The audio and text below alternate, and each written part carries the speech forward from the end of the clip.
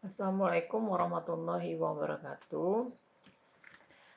Baik, pada kesempatan ini saya akan menjelaskan tentang untuk mata kuliah program linier pada pertemuan kedua untuk semester 6 Padis Matematika.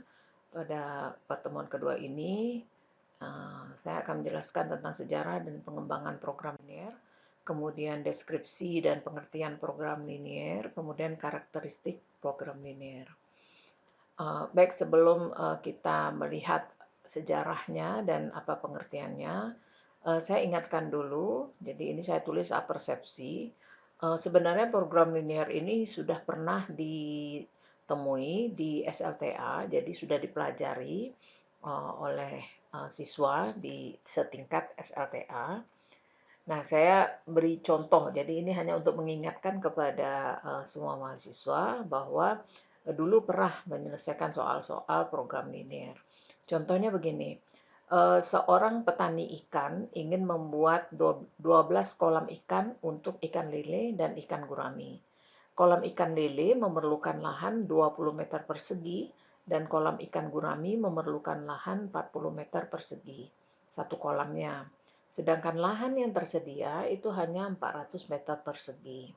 Setiap kolam ikan gurami itu menghasilkan keuntungan 10 juta dan setiap kolam ikan lele menghasilkan keuntungan 6 juta.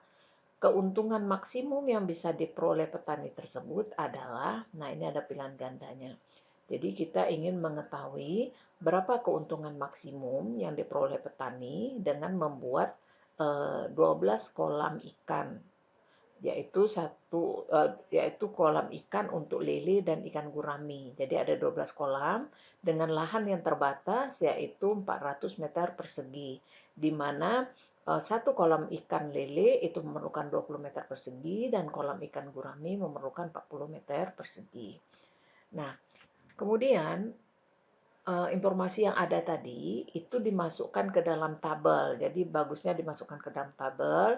Kita misalkan dulu. Tadi kan yang mau dimaksimumkan adalah keuntungan dari petani, yaitu dengan melihat dengan menentukan berapa banyak kolam lele yang dibuat dan berapa banyak kolam ikan gurami yang dibuat.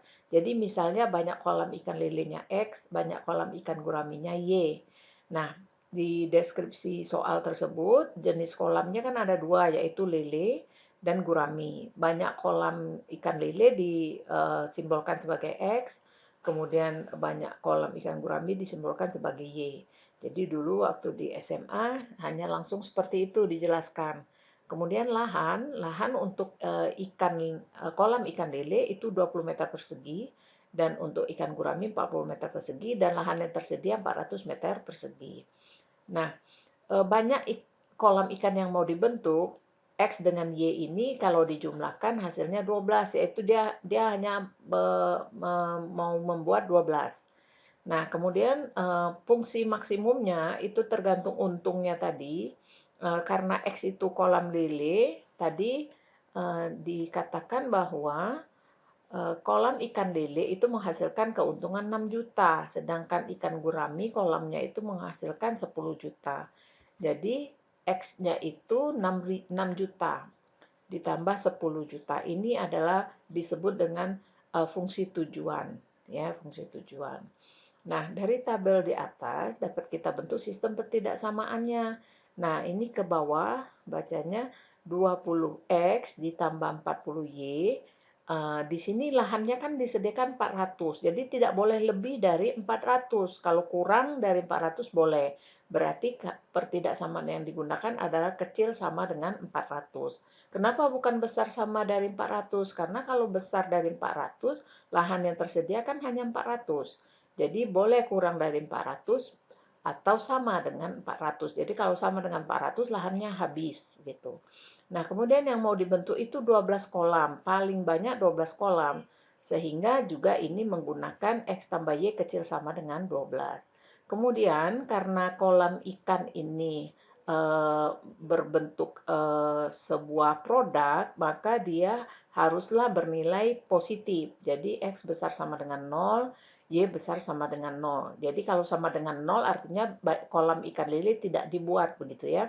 Jadi besar sama dengan 0, tidak boleh kecil dari 0. Berarti kan sifatnya negatif.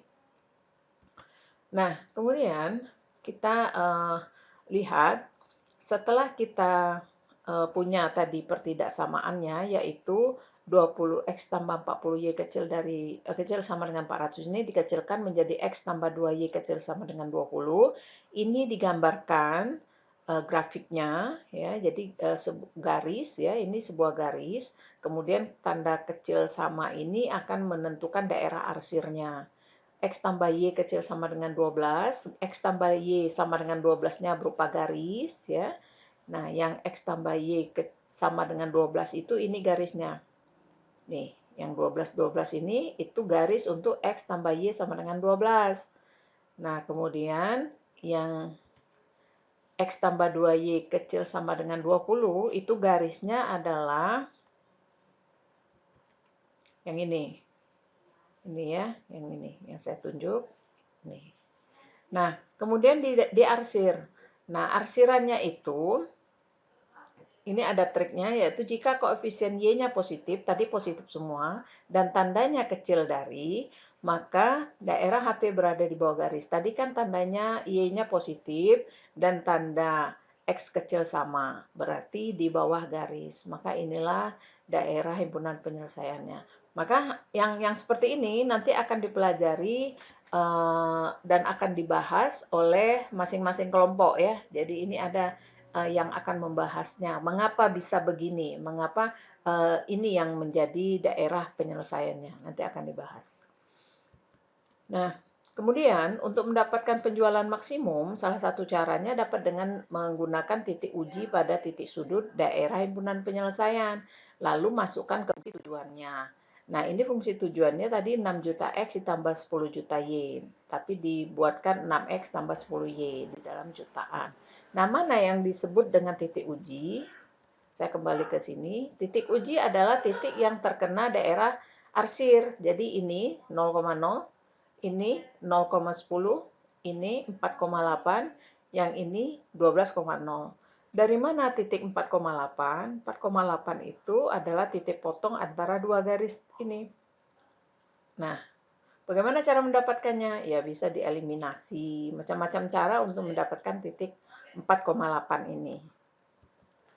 Nah, sehingga titik yang tadi saya sebutkan, titik uji 0,0, 12,0, 4,8, dan 0,10, itu semua masukkan ke fungsi tujuan.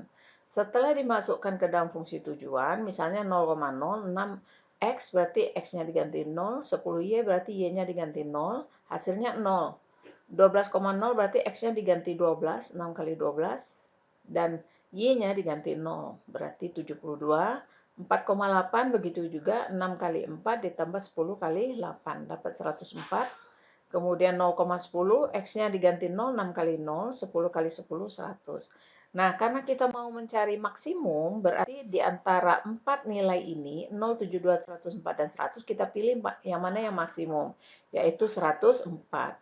Sehingga keputusannya adalah keuntungan maksimum yang akan diperoleh itu 104 juta pada saat kapan? Pada saat membuat 4 kolam lele dan 8 kolam gurami begitu. Nah, itu persepsi untuk masalah-masalah program linier yang diselesaikan pada saat di tingkat SLTA. Nah, sekarang saya akan menjelaskan sejarah dan pengembangan program linier. Jadi, yang membawa atau penemu program linier itu ada beberapa orang matematikawan. Di antaranya Leonid V. Kantorovich, Jos B. Danzig, John von Neumann, Leonid Khachiyan, Naranda Karmarkar.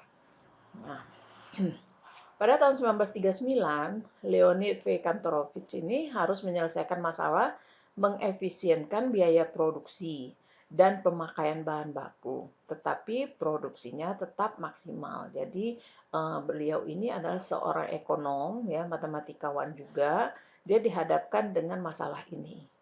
Nah, kemudian Kantorowicz ini menghitung jumlah maksimum sebuah pabrik harus memakai baja agar biaya produksi tetap efisien. Nah, dia sudah menggunakan program linier pada masa itu.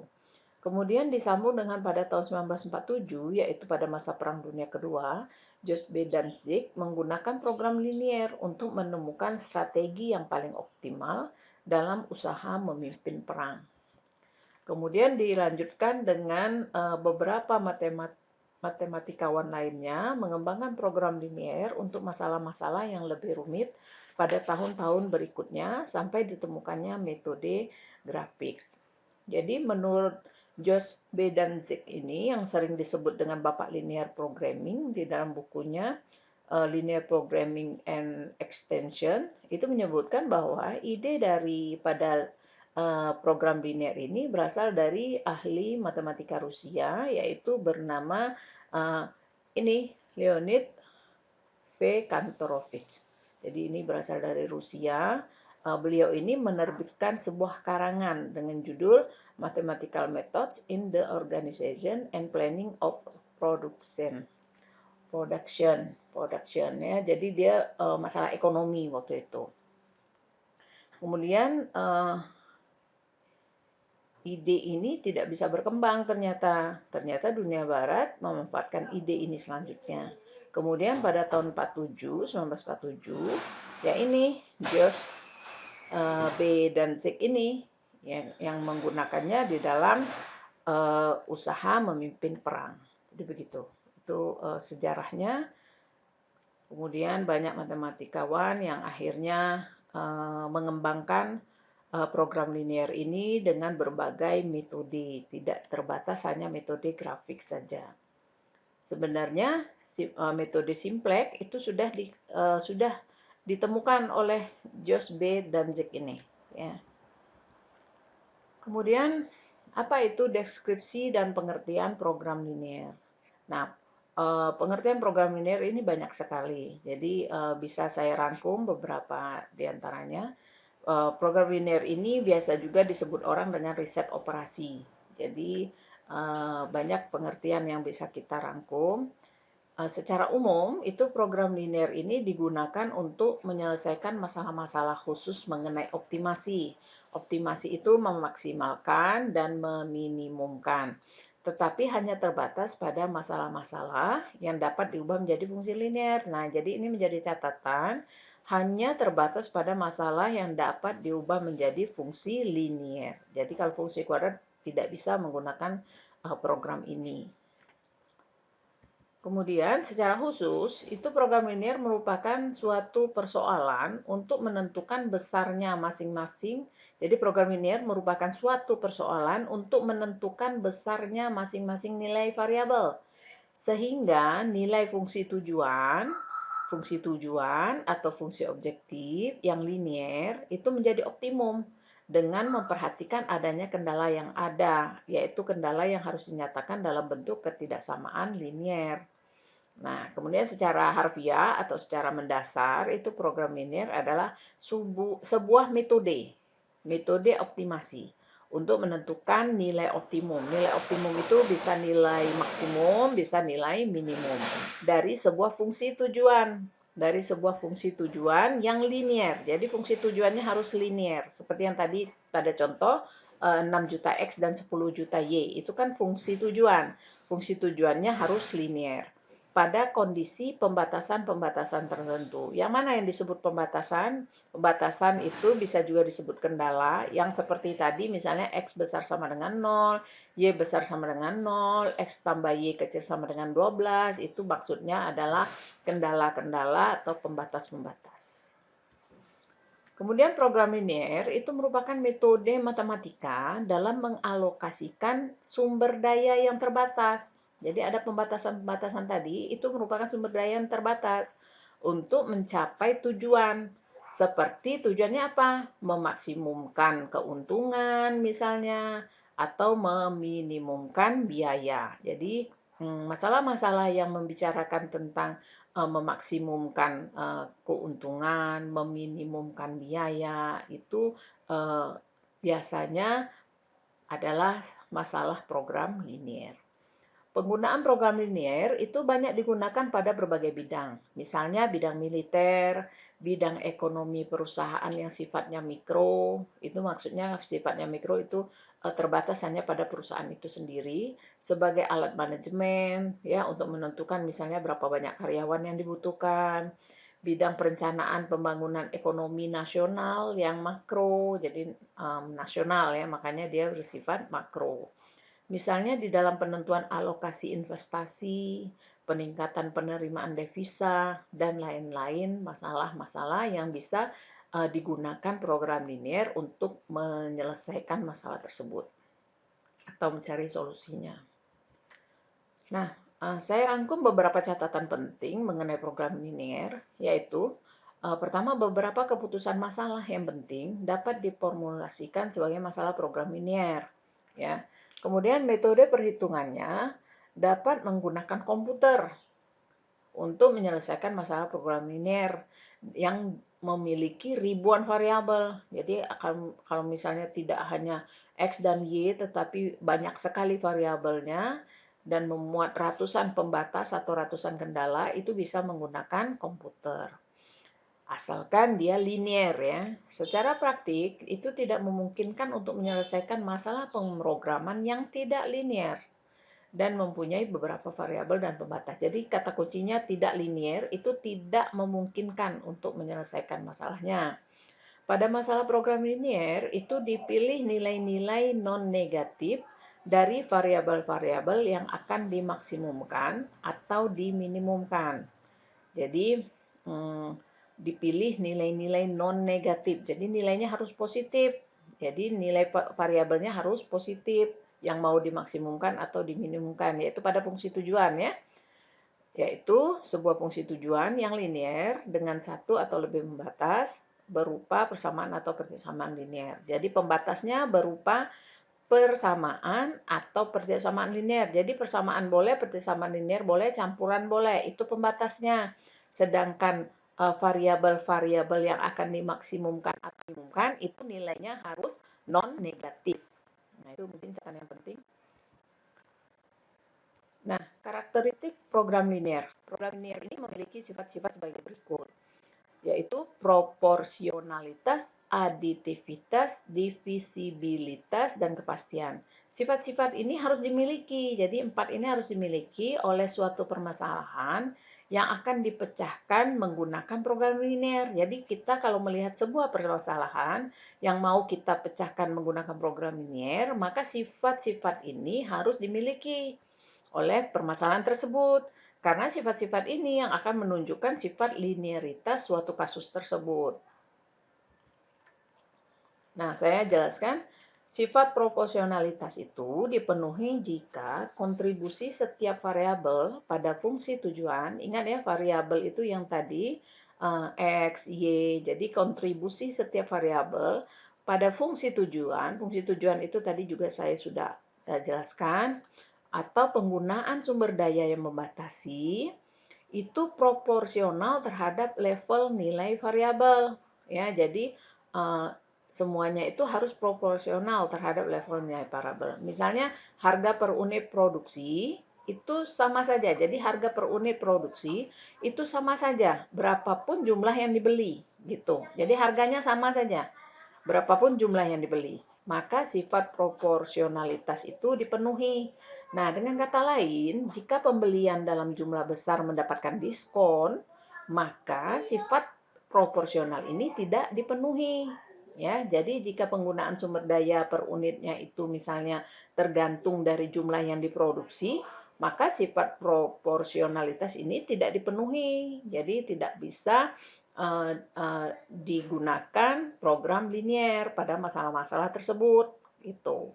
Kemudian sifat aditivitas itu mengasumsikan bahwa tidak ada bentuk perkalian silang di antara berbagai aktivitas sehingga tidak akan ditemukan bentuk perkalian silang pada model. Nah, sifat ini berlaku untuk fungsi tujuan, jadi untuk fungsi tujuan maupun kendala atau pembatas. Sifat aditivitas ini dipenuhi jika fungsi tujuan merupakan, jadi fungsi tujuan itu merupakan penjumlahan langsung kontribusi masing-masing variabel keputusan. ya. Kemudian untuk fungsi kendala, sifat aditivitas itu dipenuhi jika nilai di sebelah kanan, jadi setelah tanda pertidaksamaan, itu merupakan total penggunaan masing-masing variabel keputusan. Jadi, peningkatan volume penjualan, misalnya salah satu produk, akan mengurangi volume penjualan produk lainnya di dalam pasar yang sama, maka sifat aditivitas tidak dipenuhi, gitu ya. Jadi sifat aditivitas itu dipenuhi jika kalau untuk fungsi kendala, jika nilai di sebelah kanan merupakan total penggunaan masing-masing variabel keputusan. Pada saat kapan dia tidak dipenuhi? Nah, misalnya peningkatan volume penjualan salah satu produk akan mengurangi volume penjualan produk lainnya, gitu. Dalam pasar yang sama. Nah, yang kayak gitu itu berarti aditivitasnya tidak dipenuhi. Kemudian sifat divisibilitas, berarti unit aktivitas dapat dibagi ke dalam sembarang level fraksional. Jadi ini dibagi, sehingga nilai variabel keputusan non-integer dimungkinkan. Jadi maksudnya, misalnya kita mempunyai keputusan. Keputusannya itu misalnya seperti kolam ikan tadi. Seandainya nanti jawabannya itu tadi berapa? 4 kolam lele dan 8 kolam gurami. Nah, itu kan dia non-integer. Hasilnya itu jadi nilai variabel keputusan itu non-integer. Seperti yang tadi kan, nilai variabel keputusannya 4 dengan 8 tadi kan. Nah, dia kan non-integer, jadi tidak desimal gitu ya, jadi bulat, maksudnya bilangan bulat. Itu dimungkinkan. Nah, jika nanti hasil keputusannya itu adalah sebuah bilangan bulat, maka masalah seperti itu berarti dia memiliki sifat divisibilitas. Kemudian sifat kepastian itu menunjukkan bahwa semua parameter model berupa konstanta. Ya, artinya begini, koefisien fungsi tujuan, tadi ingat fungsi tujuan itu, maupun fungsi kendala itu merupakan suatu nilai pasti, ya, bukan merupakan nilai dengan peluang tertentu. Jadi maksudnya konstantanya itu adalah bilangan real, ya, bilangan real, bukan peluang gitu, bukan yang memiliki peluang tertentu. Nah, itulah penjelasan pada pertemuan kedua ini. Nanti bisa kita diskusikan pada saat jam kuliah dimulai. Terima kasih untuk perhatiannya. Mohon maaf jika ada kesalahan. Saya akhiri. Assalamualaikum warahmatullahi wabarakatuh.